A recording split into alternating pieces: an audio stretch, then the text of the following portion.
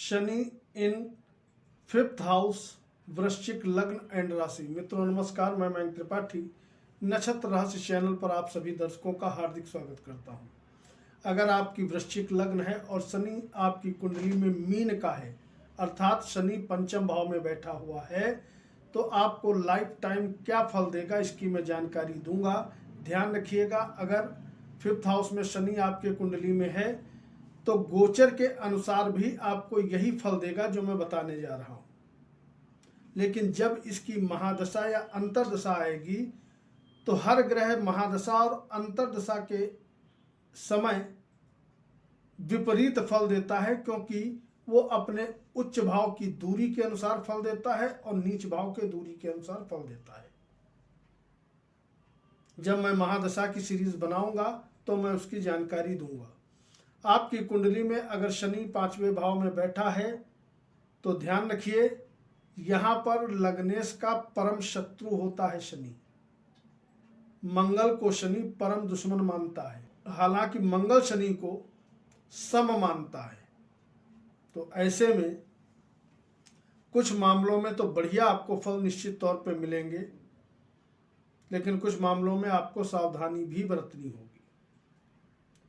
यहाँ पर शनि बैठ करके पंचम भाव को बढ़ा देता है, विद्यार्थियों के लिए स्थिति ठीक ठाक रखता है, शिक्षा से आपको लाभ मिलता है और कहीं न कहीं यहाँ पर बैठ करके शनि जमीन जायदाद से आपको लाभ निश्चित तौर पे दिलाता है। ऐसे व्यक्तियों के मल्टीपल सोर्स ऑफ इनकम होते हैं, एक से अधिक जातक काम करता है। लेकिन ऐसे व्यक्तियों की जो पत्नी होती है या पति जो होता है, लाइफ पार्टनर, कहने का मतलब आपका जो भी होगा, वो बहुत ज़्यादा गुस्सैल स्वभाव का पाया जाता है। यहाँ पर शनि एक बहुत बढ़िया फल ये भी देता है कि जब यहाँ पर बैठता है, पंचम भाव को बढ़ाता है, तो ऐसे में शत्रु हंता योग निर्मित होता है, क्योंकि जब पंचम भाव बढ़ेगा तो जाहिर सी बात है कि छठे भाव का नाश होगा। तो ऐसे व्यक्ति रोग से बचे रहते हैं, लंबी बीमारियों से काफी हद तक का बचे रहते हैं।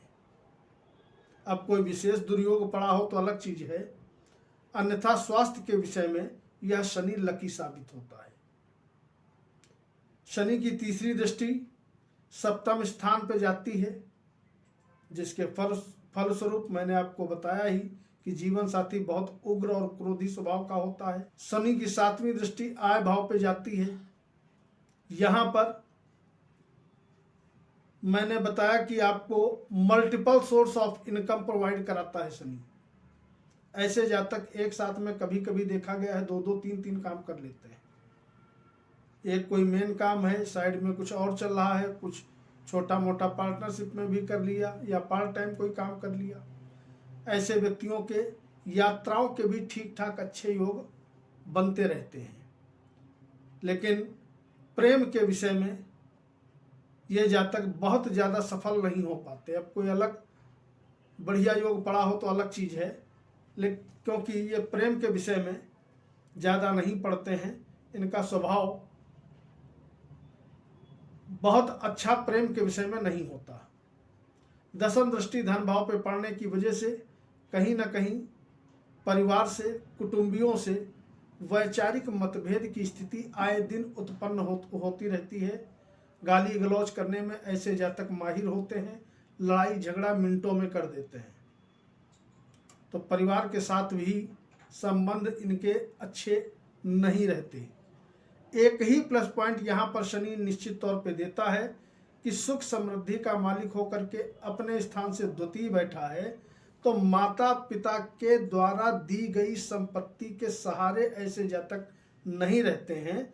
ये सेल्फ कमाने पे और खुद अपने कमाई के दम पे आगे बढ़ने पर विश्वास करते हैं, और इनकी यही खूबी इनके उन्नति का कारण बनती है।